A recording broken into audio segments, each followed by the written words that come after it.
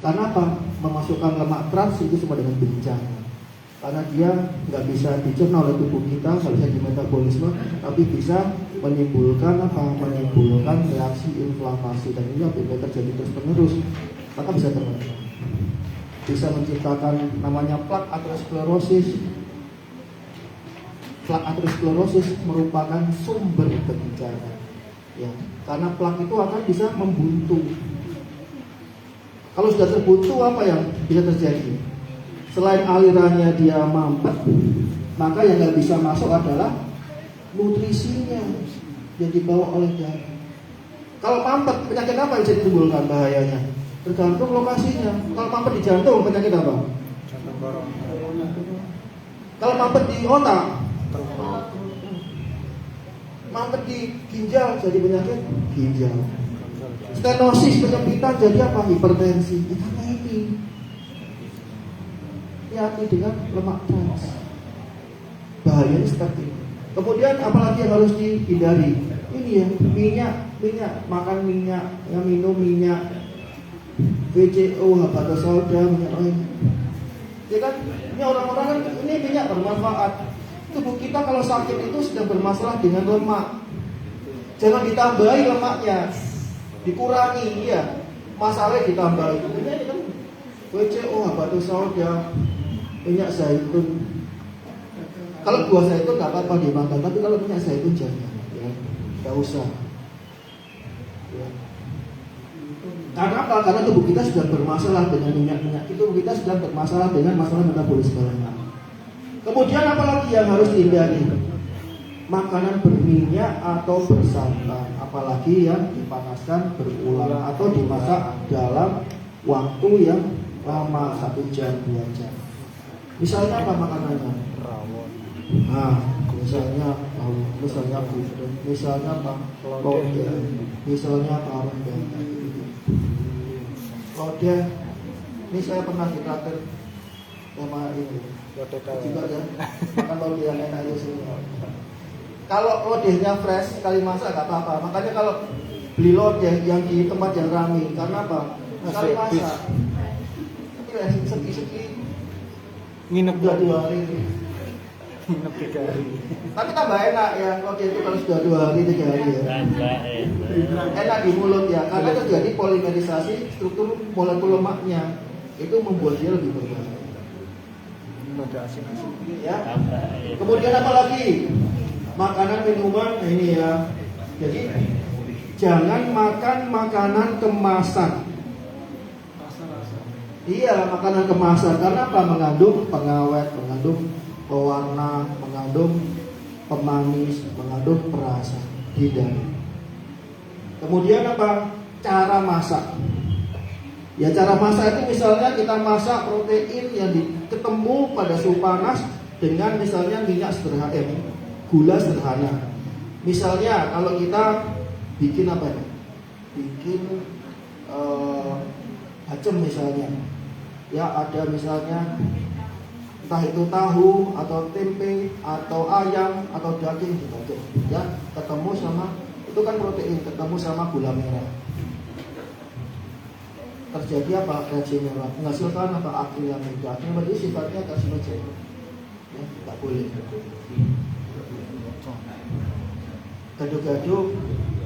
Gado-gado aman nggak? Aman. Gado-gado sama pecel aman nggak? Pecel. Kok bisa? Lengkap. Kalau dari bumbunya aman mana? Kalau dari bumbunya aman mana? Sama-sama kan? Kacang kan, dari kacang kan? Kalau gado-gado dimasak panas nggak? Panas kan biasanya, masak panas ya. Kacang dihaluskan, bumboni, terus ditambahi apa? Gula merah ya, panas-panas kan? Kalau pecel, kacang dideplok, sampai halus, gulanya ketemunya pada panas apa dingin? Dingin ya, dicampurkan sama gula merah biasanya ya. Jadi amanan mana? Gado-gado sama pecel. Ya kan? Karena protein kacang ketemu sama gula merah pada suhu tinggi. Ya. Tapi jarang lagi Pak pakai gula merah. Kemudian apa yang harus dilakukan? Nah ini ya olahraga. Kemudian makanya ini beras karnus. Beras karnus sama fibrosis. Saya bilang beras karnus ini fungsinya apa? Beras karnus ini fungsinya dia memaksimalkan proses pembangkitan energi pada sel. Jadi beras karnus ini adalah beras biasa yang kita coating sama bekatul. Bekatul yang bukan bekatul biasa, tapi bekatul yang kita proses, kita inaktivasi proses enzimatisnya.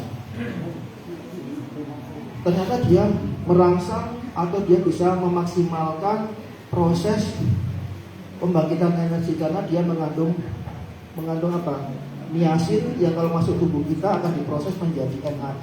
NAD inilah yang penting karena tanpa NAD maka tubuh kita akan nggak bisa memproduksi energi. Bapak Ibu semua nggak akan bisa ada di sini duduk tegak bisa berbicara seperti ini bercengkrama berkomunikasi kalau tubuh kita nggak ada NAD. NAD itu yang penting dan ini ada di beras. Kalau kekurangan NAD maka proses pembangkitan energi nggak akan bisa maksimal. Kemudian fibrosis ini adalah produk kita yang mengandung tinggi serat. Gunanya untuk apa? Gunanya untuk memaksimalkan proses pencernaan. Jadi supaya proses pencernaan kita bisa maksimal. Apalagi yang kita lakukan? Istirahat yang cukup dan berkualitas. Tidur sehari semalam itu minimal 7 jam, jangan sampai kurang. Atau paling jangan kurang dari 5 jam. Percayalah kalau misalnya tidur kita kurang dari 5 jam, biasanya jangka waktu panjang kita akan mudah sekali terkena penyakit. Ingat tidur 7 sampai 9 jam.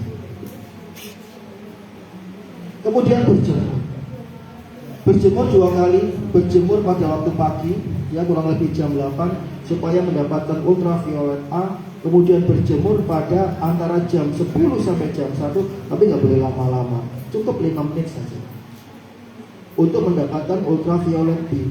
Kalau ultraviolet A untuk bisa membangkitkan antioksidan tubuh kita berbentuk nitric oxide, berfungsi untuk melancarkan sirkulasi. Kalau vitamin D itu dibangkitkan oleh ultraviolet B.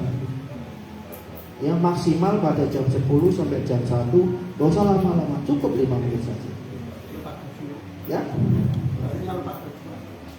Semakin banyak bagian kulit kita terkena sinar matahari langsung semakin bagus. Ya. Nah, terakhir ya, menghindari stres, nggak boleh stres, banyak bersyukur ya, banyak meminta sama Allah tentang kesehatan.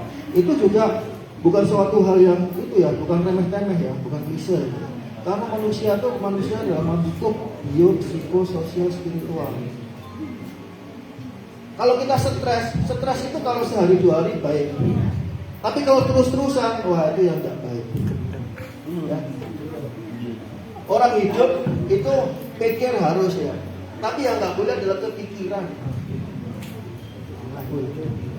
Karena sudah keluar namanya hormon stres, namanya kortisol. Kalau tiap hari keluar maka dia bisa memicu berbagai macam penyakit, ya, mau penyakit metabolik, mau penyakit sel abnormal, semuanya ternyata bisa terpicu dari hal ini. Kortisol laki perempuan sama saja. Sama. Dan ini tadi yang kita melakukan agar kita bisa menjaga kesehatan kita tetap prima, dan juga bagi mereka yang sudah mengalami bagian katakanlah penyakit degeneratif atau penyakit sel abnormal, maka metode tadi yang kita terapkan agar bisa mencapai kesembuhan. Ya sebenarnya simpel kalau kita tahu caranya. Tapi kalau kita nggak tahu caranya, maka ini menjadi sakit, jadi steril dan akan menjadi sulit untuk bisa sembuh dari penyakit. Ada pertanyaan? Silakan.